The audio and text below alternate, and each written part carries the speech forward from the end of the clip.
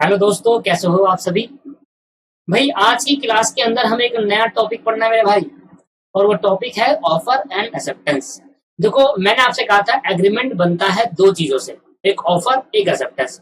Offer की definition मैंने आपको बताई थी, एक्सेप्टेंस की थोड़ी बहुत मैंने आपको डेफिनेशन बताई थी, और मैंने आपसे उस दिन ये कहा था, उस टाइम मैं डिटेल में कराऊंगा। आज वो टाइम है दोस्तों, डिटेल में करा देगा। चैप्टर 3 हमने नाम दिया ऑफर एंड एक्सेप्टेंस। और ऑफर को हमने दो पार्ट, सॉरी, चैप्टर 3 को हमने फर्दर दो पार्ट में और बांटा। एक पार्ट बोला ऑफर का और एक पार्ट बोला एक्सेप्टेंस का। पहले हम ऑफर के सारे प्रोविजंस पढ़ लेंगे, सारे सेक्शंस पढ़ लेंगे। प्रोविजंस का मतलब होता है सेक्शन, उसके अंदर कानून। तो सारे प्रोविजंस पढ़ लेंगे, सारे सेक्शन पढ़ लेंगे, उसके बाद हम एक्सेप्टेंस करेंगे। एक्सेप्टेंस के सारे प्रोविजन। ये चैप्टर थोड़ा बड़ा है, टाइम लगेगा, बट डिटेल में करने जा रहे हैं ऑफर को। इसमें करने जा रहे हैं दोस्तों डिटेल में। ठीक है भाई, चलो स्टार्ट करें अब। चलो देखो दोस्तों, अगर आप सही में लॉ को समझना चाहते हो, आप सही में लॉ को समझना चाहते हो, तो आपको ना हमारे एक्ट की लैंग्वेज को समझना बहुत जरूरी है। लॉ के अंदर अगर आपने एक्ट की लैंग्वेज को समझा, तो सर आगे जाकर कभी दिक्कत नहीं आएगी। तो मैं ये चाहता हूं कि आप ना सिंपल लैंग्वेज ना समझो, आप ना एक्ट की लैंग्वेज समझो। तो एक्ट के अंदर डेफिनेशन क्या दे रखी है ऑफर की। तो हम ऑफर स्टार्ट कर रहे हैं आज की क्लास में, और मैं लिख रहा हूं डेफिनेशन। Definition of offer. और ऑफर को हम दूसरे नाम से जानते हैं, बताओ क्या? प्रपोजल। ऑफर के हम दूसरे नाम से जानते हैं, बताओ क्या? प्रपोजल। मुझे पता है अभी तक आपको सारा समझ में आया होगा जितना मैंने पढ़ाया, क्योंकि मैं बहुत आराम से पढ़ा रहा हूँ। ठीक है। और आपको जो क्लासेस देखनी है वो तेजी तेजी में देखनी है। जैसे आपको शेड्यूल मिला गया, उस शेड्यूल के अकॉर्डिंग आप क्लासेस देखिए। ठीक है, जैसे बताया गया। टाइम टू टाइम मेरे से पूछते जाए कि सर आप क्लासेस को बढ़ाते हुए चले या अभी कम रखे या कैसे। टाइम टू टाइम मेरे से बात करते हुए रहे। ठीक है भाई, मेरे से टच में रहे सर, मुझे भूले ना। मैं आपको पहले कह रहा हूं कि आपने क्लास ले ली, इसका मतलब ये नहीं कि क्लास ले ली छुट्टी। मेरे से टच में रहा करो, मेरे से पूछा करो। ठीक है भाई, कोई भी अनर प्रॉब्लम ऐसे नहीं, क्लास के अकॉर्डिंग कोई और दूसरी प्रॉब्लम है वो भी मेरे से पूछो, सिर्फ पढ़ाई से रिलेटेड। ठीक है भाई। तो अगर मैं आपको डेफिनेशन बताऊं एज पर एक्ट, देखो मैं आपको बताता हूं सबसे पहले क्या होता है। देखो एक होता है बेयर एक्ट। बेयर एक्ट का मतलब होता है कि ओरिजिनल एक्ट जब ये पास हुआ था तो तब एक मोटा एक्ट बना था, जिसमें बहुत सारे पन्ने थे और पन्ने के अंदर बहुत सारे सेक्शंस लिखे थे, कानून लिखे थे, उसको कहते हैं बेयर एक्ट। उसके अंदर लैंग्वेज होती है, और लॉ की लैंग्वेज को डिफरेंट होती है दोस्तों। लॉ की लैंग्वेज अगर समझ लेना सर, बहुत इंपॉर्टेंट। एक होता है सिंपल लैंग्वेज, जो हमारी बोलने की लैंग्वेज होती है, जिसको हम अपने लैंग्वेज में इंटरप्रेट कर सकते हैं। जैसे आप, अभी मैं आपको लॉ की लैंग्वेज बताऊंगा तो आप इसको लॉ की लैंग्वेज की नहीं, आप अपनी लैंग्वेज में लिखोगे, तो वो आपकी लैंग्वेज है। बट अगर आपको पेपर में बहुत अच्छे नंबर लाने हैं, बहुत अच्छे नंबर लाने हैं ना दोस्तों, तो आप लॉ की लैंग्वेज लिखना प्रेफर करें। तो मैं हमेशा ये समझाऊंगा कि लॉ की लैंग्वेज को कैसे पढ़ा जाए। इसलिए आगे जब किसी लेवल पे आप लॉ पढ़ो, तो आपको इस बिल्कुल अच्छे से क्लैरिटी मिल जाए कि लॉ की लैंग्वेज पढ़ना बहुत जरूरी है दोस्तों। तो लॉ की लैंग्वेज में मैंने आपको कहा एज पर, पहले तो मैं लिखता हूं डेफिनेशन क्या है। एज पर साथ साथ लिखेंगे मेरे साथ, और जहां मैं कह रहा हूं रुक जाओ तो रुक जाना। ठीक है। एज पर सेक्शन 2, मैंने बताओ पहले याद करो वो एग्जांपल, मेरा हर एग्जांपल बड़ा इंपॉर्टेंट होता है दोस्तों, याद करो। पहले ऑफर देते हैं या पहले लड़की एक्सेप्ट कर लेती है? बताओ बताओ। पहले सर ऑफर दिया जाता है। जानते चैंपियन हो भाई तुम इसमें, चैंपियन। तो ऑफर पहले होता है, फिर बाद में एक्सेप्टेंस होता है ना। पहले तो एक्सेप्टेंस करा नहीं जाएगा। हाँ तू मुझे, तू बोल मत, मैं एक्सेप्ट हूँ। तू बोलेगी ना तब भी मैं मान जाऊंगी। ऐसे तो कोई बोलता नहीं, ऐसा तो कहीं नहीं है। कहाँ है भाई ऐसी लड़कियां? ठीक है।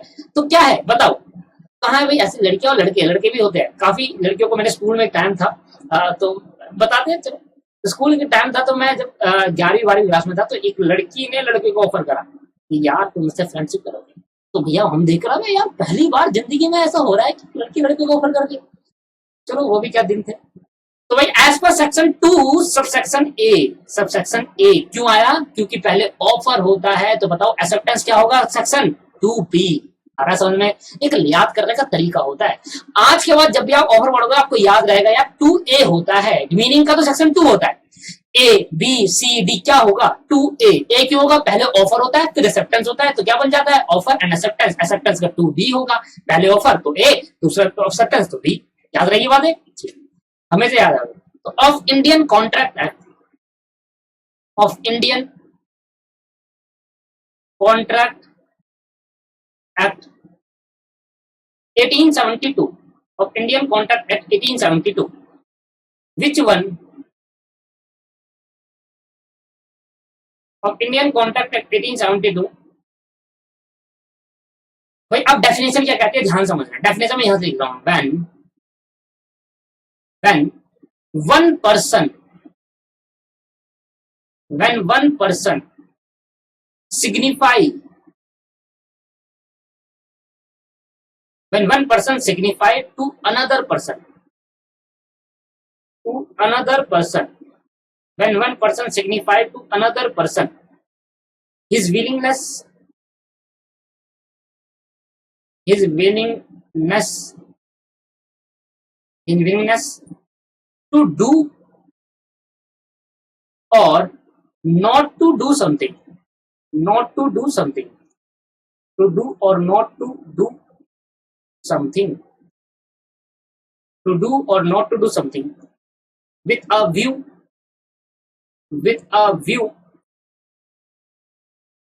to obtain with a view to obtaining the assent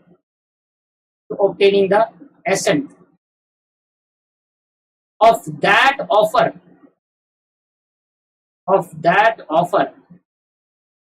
to such act or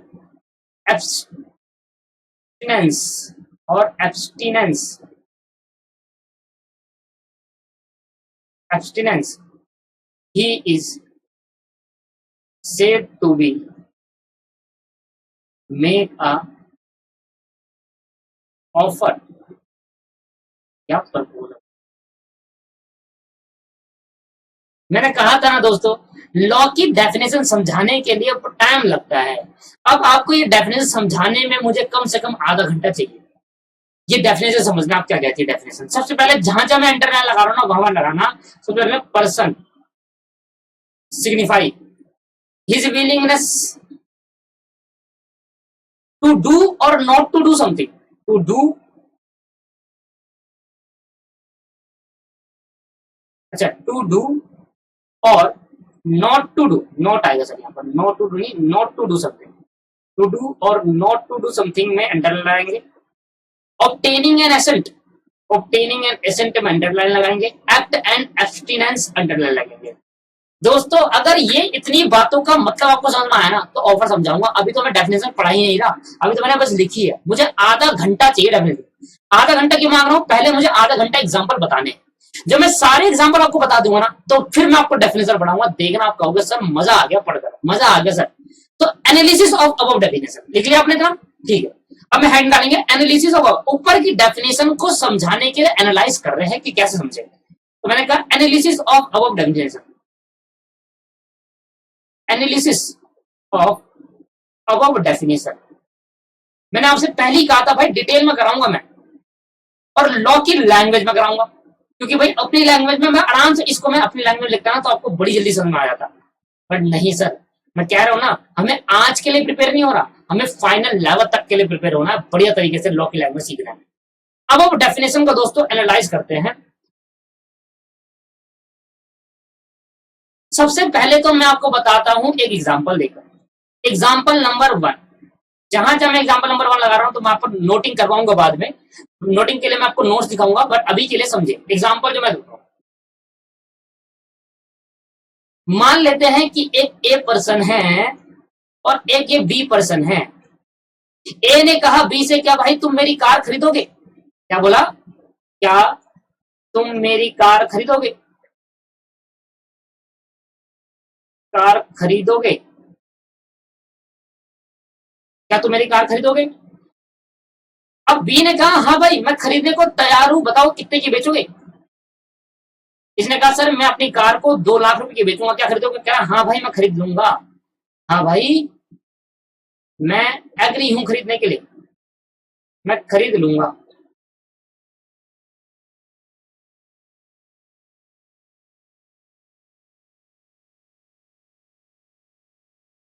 खरीद लूंगा। ध्यान से मत जाना कॉन्सेप्ट को, मुझे बस आधा घंटा दे दो, मैं इसकी डेफिनेशन को ऐसे समझाने वाला हूं ना आपको। आप कहोगे सर मजा ही आ गया लॉ पढ़कर, यही होता है लॉ पढ़ने का सही तरीका। भाई ए ने बी को क्या बोला? क्या तुम मेरी कार खरीदोगे 2 लाख रुपए की? तो दोस्तों ए ने जब बी को ये बात बोली तो ये बी, ए ने बी को क्या दे दिया दोस्तों? ऑफर दे दिया। क्या दे दिया? ये ऑफर दे दिया। ऑफर दिया कि भाई क्या तुम मेरी कार खरीदोगे 2 लाख रुपए की? बी ने कहा हाँ मैं खरीदने को तैयार हूं। तो बी ने क्या दे दिया? एक्सेप्टेंस दे दी। क्या दे दिया दोस्तों? एक्सेप्टेंस दे दी। तो दोस्तों एक्सेप्टेंस किसने दी? बी ने। और ऑफर किसने करा? ऑफर किसने करा भाई?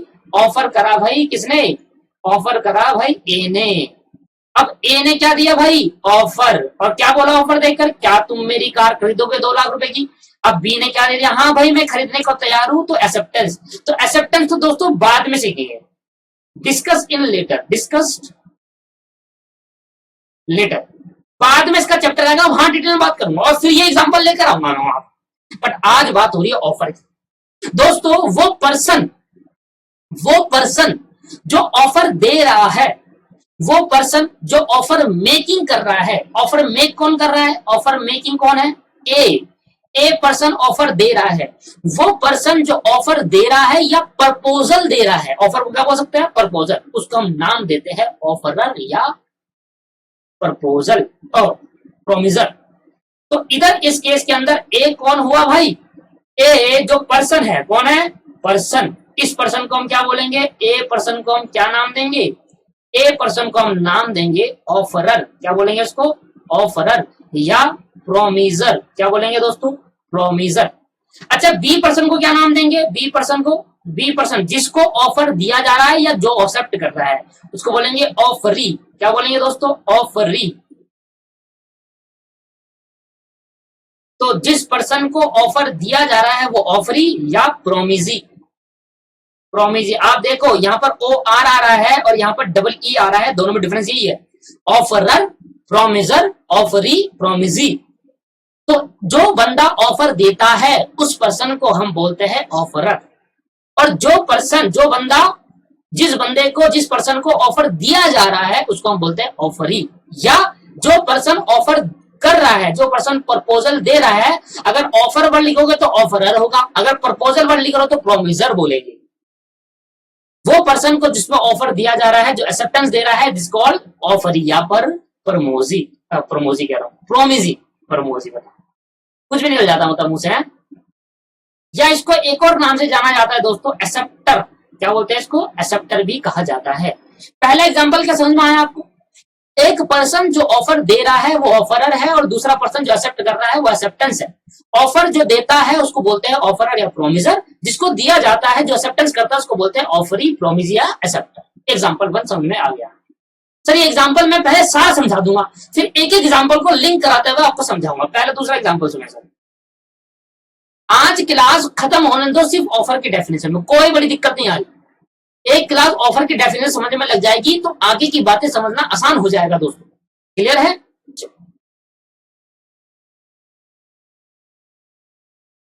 अब दोस्तों समझना क्या बोला मैंने, एग्जांपल देकर समझाने की कोशिश करता हूं। अब यह एग्जांपल बड़ा प्यारा सा है दोस्तों। ये एग्जांपल मेरे खुद के बनाए हुए हैं, मैं खड़े खड़े बना देता हूं इसको एग्जांपल। खड़े खड़े नहीं, बैठे बैठे। ठीक, ये खुद के बनाए हुए एग्जांपल है मेरे भाई। तो इसमें ऐसा कोई लॉ में एग्जांपल नहीं लिखा है, खुद के बनाए। कॉन्सेप्ट को समझाने के लिए एग्जांपल को क्रिएट करा जाता है। ठीक है, चलो दोबारा सुनते हैं भाई। एक था मिस्टर हैंडसम। एक था दोस्तों मिस्टर हैंडसम। अब मिस्टर हैंडसम ने कहा मिस्टर ब्यूटी से,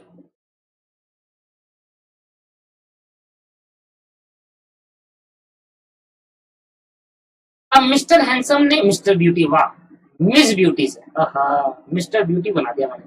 मिस ब्यूटी से कहा कि यार मिस ब्यूटी, मैं ना 2017 के एंड तक, 2017 नहीं 2017 क्यों, थोड़ा आगे बढ़ा, 2017 में बच्चा आ जाएगा। मैंने कहा भाई 2025 के एंड तक मैं शादी कर लूंगा। ऐसा इसने बोला, मैं शादी कर लूंगा।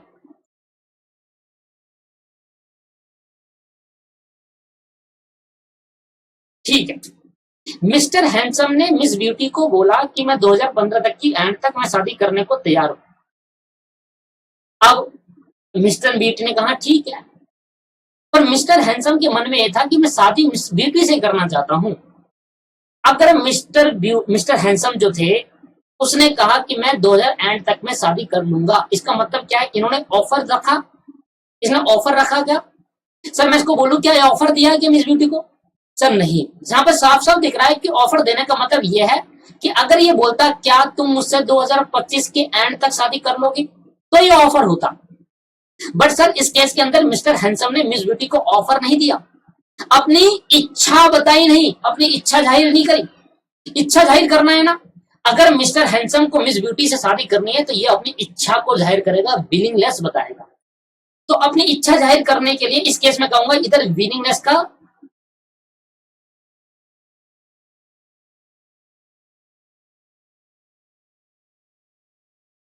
अपनी इच्छा इसने जाहिर नहीं की।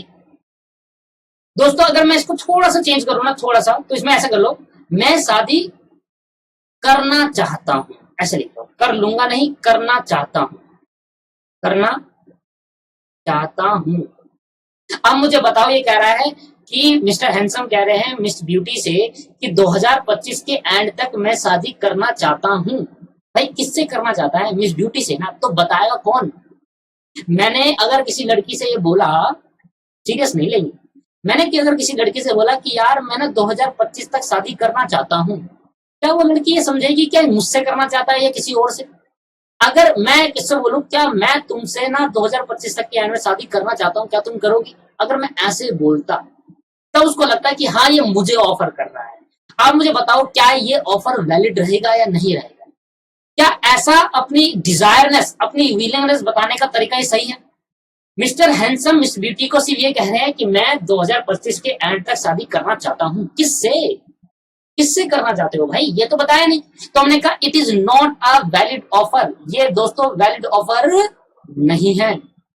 तो फिर क्या है, ये वैलिड ऑफर नहीं है तो सर ये वैलिड ऑफर नहीं माना जाएगा। क्यों नहीं माना जाएगा? क्योंकि इसमें अपनी विलिंगनेस को ढंग से नहीं बताया गया। वैलिड ऑफर नहीं माना जाएगा दोस्तों। वैलिड ऑफर तभी माना जाएगा, वैलिड ऑफर तभी माना जाएगा जब अपनी विलिंगनेस को, अपनी इच्छा को जाहिर करेगा, अपनी इच्छा को एक्सप्रेस करेगा। और एक्सप्रेस कैसे करेगा? अपनी इच्छा को एक्सप्रेस करेगा, विलिंगनेस, एक्सप्रेस ऑफ विलिंगनेस करेगा दोस्तों, एक्सप्रेस करके दिखाएगा, अपनी इच्छा जाहिर करेगा, एक्सप्रेस करके दिखाएगा कि मैं तुमसे 2025 के एंड में शादी करना चाहता हूं, ऐसे बताएगा ना, तभी हम कहेंगे दोस्तों ये वैलिड ऑफर है। क्या बात समझ में आया? विलिंगनेस क्या करके बताएगा, एक्सप्रेस कैसे बताएगा कि मैं तुमसे 2025 की एंड तक शादी करना चाहता हूं। अब कहीं ना कहीं मिस ब्यूटी को ये लग रहा है कि हाँ यार अब ये मुझे ऑफर दे रहा है। उस वाले केस में ये कहीं नहीं लग रहा था, मैं तुमसे 2025 की एंड तक शादी करना चाहता हूं। अब उस वाले केस के अंदर एक कहीं नहीं लग रहा था मेरे दोस्तों कि ये वैलिड ऑफर है। बट अगर ऐसा बोलता है कि मैं तुमसे 2015 की एंड तक शादी करना चाहता हूं, तो मैं इसको वैलिड ऑफर कहेंगे। इसको क्या बोलेंगे दोस्तों? Valid offer. क्योंकि इसमें अपनी विलिंगनेस की, विलिंगनेस जो अपनी इच्छा है, विलिंगनेस मतलब क्या होता है? इच्छा को एक्सप्रेस करा जा रहा है ठीक तरीके से। सिर्फ ये बताना कि मैं शादी करना चाहता हूं, इसको मैं प्रॉपर विलिंगनेस नहीं कहूंगा, इसको मैं अपनी इच्छा जाहिर नहीं कहूंगा।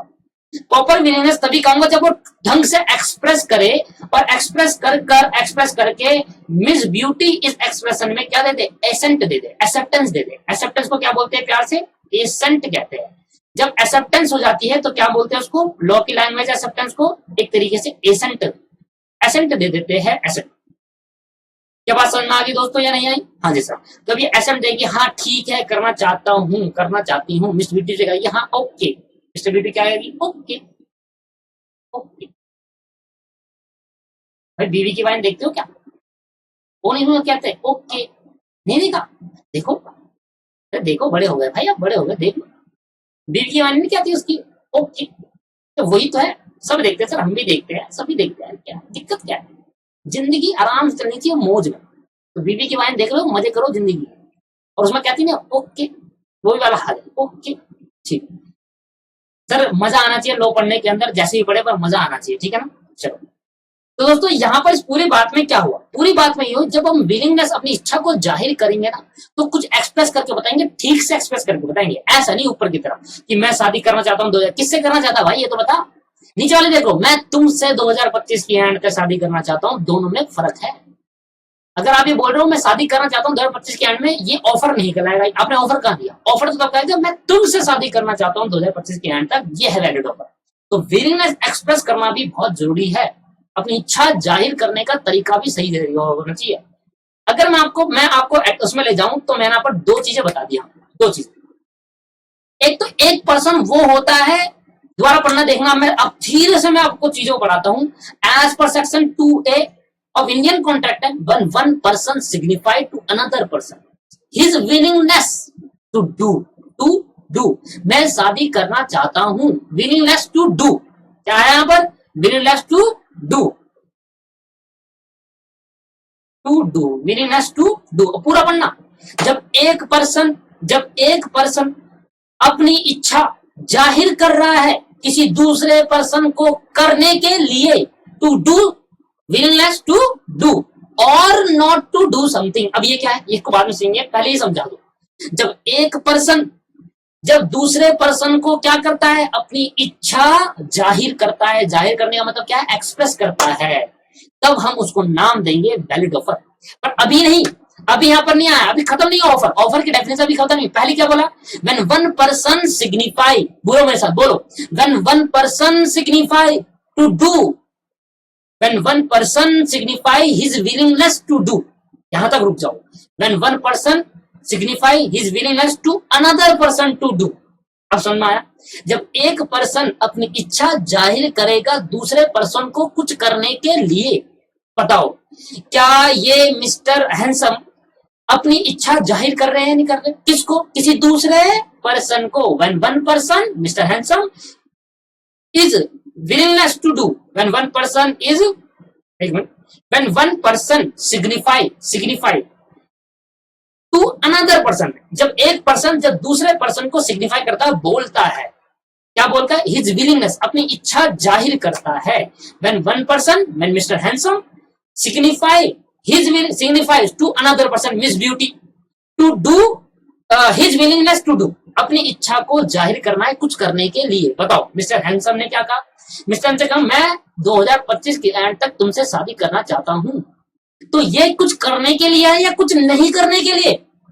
सर कुछ करने के लिए, साफ दिख रहा है मिस्टर हैंडसम शादी करना चाहते हैं, टू डू है, टू नॉट टू डू नहीं है, टू डू है। सर ये नॉट टू डू का एग्जांपल क्या होगा, मैं आपको समझाऊंगा, पर ये समझो, ये समझ लो सर। पहले तो ऑफर की डेफिनेशन समझो कि one person signify to another person, जब एक पर्सन किसी दूसरे पर्सन को अपनी इच्छा बताते हैं कुछ करने के लिए और या कुछ ना करने के लिए। बस यहां रुक जाओ। अब कुछ ना करने के लिए के एग्जांपल देखो, मैंने कहा ना एक एक वर्ड एग्जांपल को, एक एक वर्ड अगर आप डिटेल में सीखा ना तभी आपको क्लियर होगा। एग्जांपल नंबर 3, अब कुछ ना करने के लिए क्या एग्जांपल होगा, तो मैं समझाता हूं आपको। अब मेरी बातों को ध्यान समझना, ये एग्जांपल आपको बहुत अच्छा लगेगा दोस्तों, और आपको और क्लियरिटी होती चली जाएगी कि नॉट टू डू समथिंग का मतलब क्या होता है। देखो मेरे दोस्तों, फिर एक लाइन कहूंगा और मैं वो लाइन कहूंगा, offer is positive as well as negative. ये समझाने के लिए मुझे पहले एग्जांपल नंबर 3 समझाना है। देखो ये मान लो रोड है, ये रोड है, मैं लिख देता हूं रोड, ये रोड है मेरे दोस्तों। अब इस रोड में यहां से एक स्कूटर आ रहा था, तो मेरा स्कूटर बनाना नहीं आता मेरे भाई,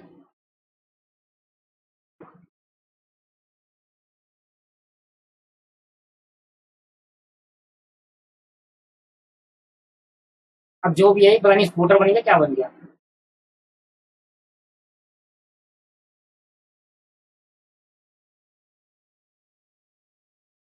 अब तो बढ़िया बन गया भाई। ये स्कूटर है मेरे दोस्तों, ये क्या है, एक स्कूटर है, एक स्कूटर। यहाँ पर एक पर्सन मिस्टर ए स्कूटर में आ रहे थे, इस रोड से आ रहे थे, वन वे रोड है ये। क्या है, रोड है, वन वे, आना जाना एक ही रोड पे है, वन वे रोड कहते हैं इसको। कैसी रोड कहते हैं, one way road. One way road का मतलब क्या होता है, जिसमें एक ही रोड में आते भी जाते भी, कोई डिवाइडर नहीं है बीच में, एक रोड ही है आने जाने के लिए। यहां से एक कार वाला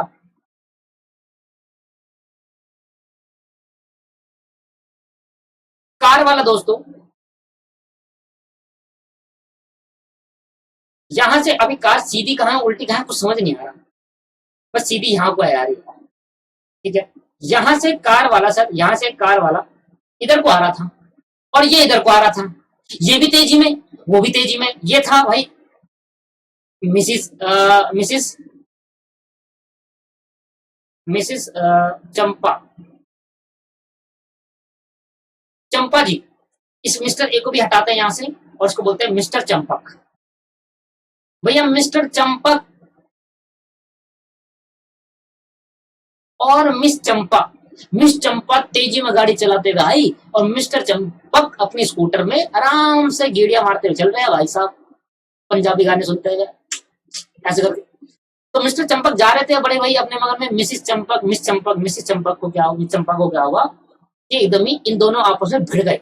ये कह रहा भाई ये पासिंग लाइट दे रहा है यहाँ से, वो भी पासिंग लाइट मुझे मुझे पास दो, कह रहा मैं नहीं देता ये करकर, और आपस में टकरा गए और यहाँ पर हो गया इनका एक्सीडेंट। यहाँ पर क्या हो गया दोस्तों, इनका एक्सीडेंट हो गया। अब गलती किसकी, गलती थी मान लेते हैं मिस चंपा की। गलती किसकी थी दोस्तों, मिस चंपा की थी, मिसिस नहीं है मिस चंपा है, क्योंकि अगर मिसिस होता है तो ये कोर्ट में केस कर देता, मिस है, मिस मिस है ना, शादी नहीं है, सिंगल है, सिंगल सिंगल है भाई। और जैसे सिंगल है तो क्या हुआ भाई, एक्सीडेंट हो गया और एक्सीडेंट होते ही भैया इनको लग गई चोट। अब मिस्टर चंपक को थोड़ा चोट लग गई,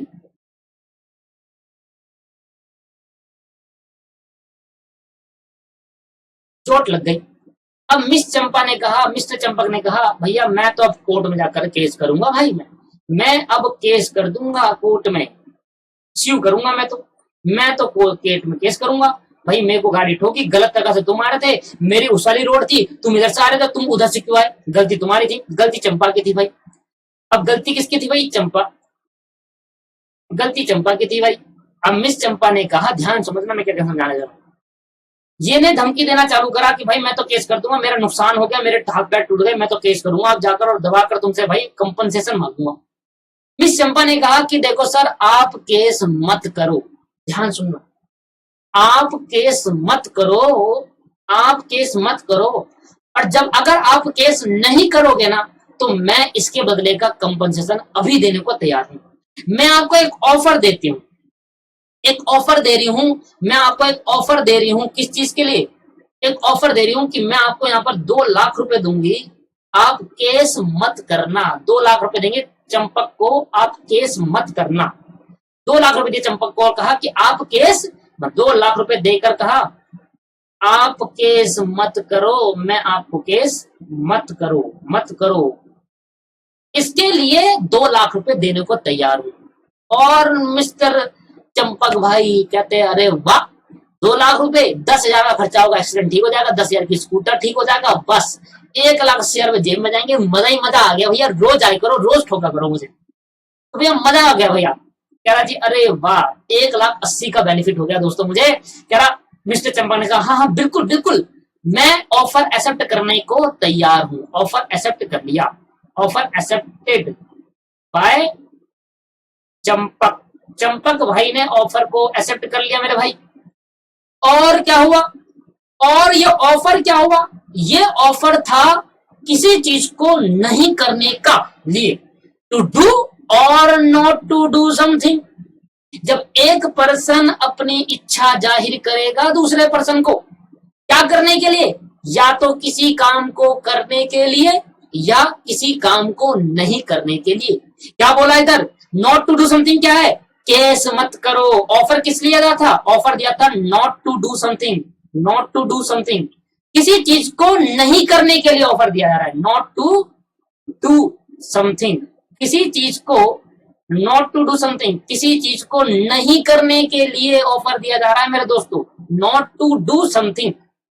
ये ऑफर, इसको हम जब कहते हैं, जब किसी चीज के लिए ऑफर नहीं, नॉट टू डू समथिंग क्या करने के लिए, केस मत करो, केस मत करो, इसके लिए मैं आपको ऑफर दे रही हूं कि केस मत करो, नॉट टू डू समथिंग। और जब बात नॉट टू डू समथिंग आती है ना दोस्तों, ये ऑफर बन जाता है नेगेटिव, ऑफर क्या बन जाता है, नेगेटिव इन नेचर। ऑफर क्या हो जाता है दोस्तों, नेगेटिव ऑफर हो जाता है दोस्तों। यहाँ पर दो वर्ड निकल कर आते हैं, ऑफर क्या हो जाता है, नेगेटिव हो जाता है। जब किसी चीज को मना करने के लिए, नहीं करने के लिए ऑफर दिया जाता है तो नेगेटिव ऑफर कहा जाता है। और जब नॉट टू डू समथिंग आती है ना, इसको दूसरे नाम से जाना जाता है एब्स्टिनेंस। एब्स्टिनेंस, एब्स्टिनेंस का मतलब ही यही हुआ, नेगेटिव ऑफर, किसी चीज को करने से मना करना।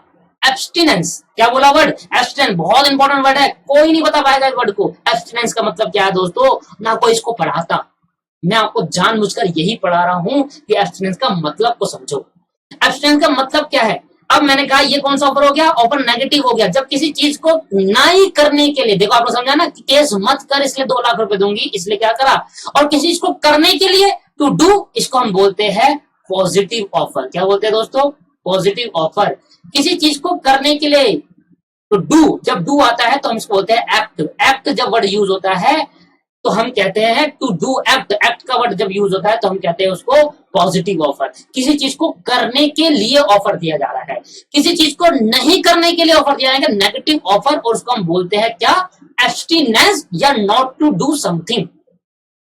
दोस्तों अगर इतनी बातें समझ में आई तो मैं आपको यहाँ पर और बातें समझाना चाहता हूं, और मैं आपको बताना चाहता हूं, देखो ये दोबारा पढ़ते हैं और दोबारा समझते हैं। The Indian contract act 1872 as per section 2A, when one person, जब एक, मैं आपको अभी डेफिनेशन याद करा दूंगा अभी 5 मिनट में, आप मेरे साथ बोलते जाए। व्हेन वन पर्सन, देखते जाए स्क्रीन पर, बोलते जाए। When one person signify to another person, जब एक पर्सन दूसरे पर्सन को सिग्निफाई करता है, बोलता है, अपनी विलिंगनेस बताता है। जब वन पर्सन दूसरे पर्सन को अपनी इच्छा बताता है, क्या करने के लिए, किसी काम को करने के लिए, टू डू, और या किसी काम को नहीं करने के लिए, विथ अ व्यू, क्या लेने के लिए, ऑफर दे रहा है, क्या करने के लिए, विथ अ व्यू, ये देखने के लिए कि ऑब्टेनिंग एसेंट, क्या वो एक्सेप्ट करेगा, क्या वो एक्सेप्ट करेगा। जब एक पर्सन दूसरे पर्सन को क्या देता है दोस्तों, ऑफर, अपनी इच्छा बताता, ऑफर नहीं देता, क्या बोलता है, इच्छा बताता है। और इच्छा क्या बताता है, किसी काम को करने के लिए, जैसे कि मैंने कहा शादी करनी है, किसी काम को नहीं करने के लिए, केस मत करना, नॉट टू डू समथिंग, किसी काम को करने के लिए या किसी काम को नहीं करने के लिए। और क्या क्या वो करता है, एक्सपेक्ट बनाता है कि ये ऑफर को एसेंट देगा नहीं देगा। Obtaining the assent, obtaining the assent का मतलब ये एक्सेप्टेंस देगा या नहीं देगा। देखो मैंने यहां पर लिखवाया था, जब भी हम एक्सेप्टेंस देते हैं तो उसको एसेंट कहा जाता है मेरे दोस्तों। एसेंट का मतलब ही क्या होगा, एक्सेप्टेंस देना।